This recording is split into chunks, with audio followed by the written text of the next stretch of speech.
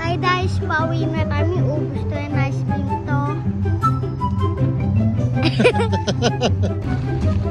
Yun na, lumabas nga pala kami. Katatapos lang ng ulan pero malamig.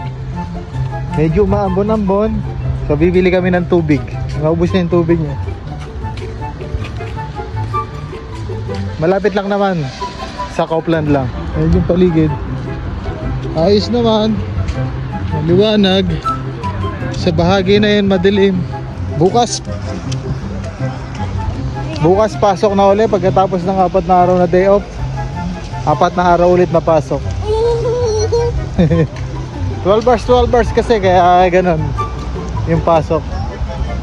Kaya mas pabor din naman sa akin yun. 4 days sa pasok, 4 days sa day off. Salitan din naman kami ni Mrs. at saka ng pamangkin niya na bantay sa bata. Kaya ayos lang. Malapit din kami sa bus station, bus terminal. Pag may pupuntahan, accessible din sa lahat. Dito yung banda yung school niya. Yun na nga. So tatawid kami dito. Pag tatawid dito talagang hinto sila eh. Hindi tulad sa atin. Pag tumawid ka, sagasaan ka pa. Dito talagang malayo pa lang minsan. Hihinto na sila eh. Talagang giveaway.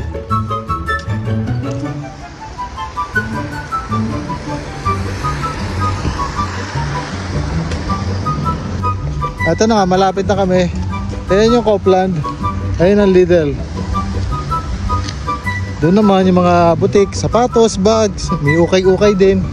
Gamit na mga appliances. Doon, papunta yung trabaho namin, banda. Bali, tapos yung listo ito. Doon. Saan? Doon. Okay. Nandito na tayo. Sa Kaupland. Dito kami madalas mamili. Wala na yung napulis. Wala na. Tuyod pa yun? Tulog pa yan. Ha? Wala na. Siya binatame. Tapos?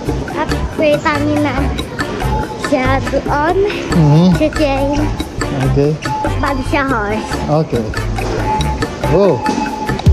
Pakli muna daw siya dito bago kayo mamili.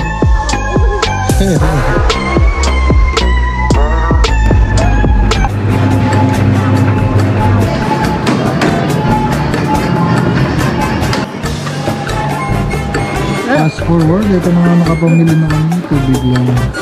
Say baby please. Bili-bili sa lang malaking tubig kaya maliit lang nabili namin. Wala yung 7 liters. Ito pa? Ito lang nabili namin. Gawin na din kami. Nakapamili na kami. Ito na. Ice cream muna bago umuwi.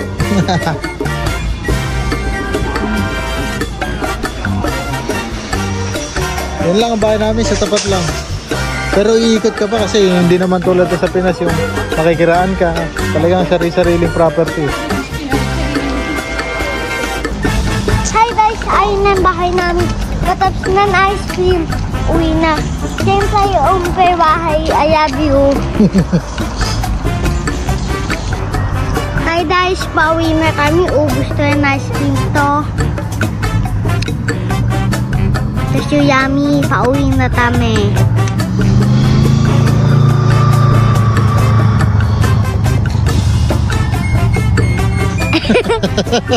Ito nga, medyo umambo na. Pauwi na kami. So, nakapayong siya. Oh.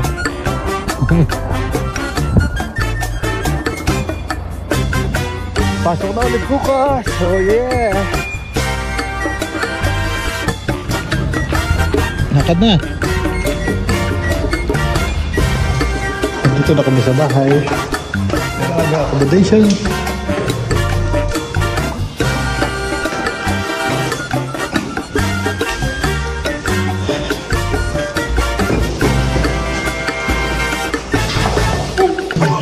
Wash your hands. Bis na ka mga pag-uwi.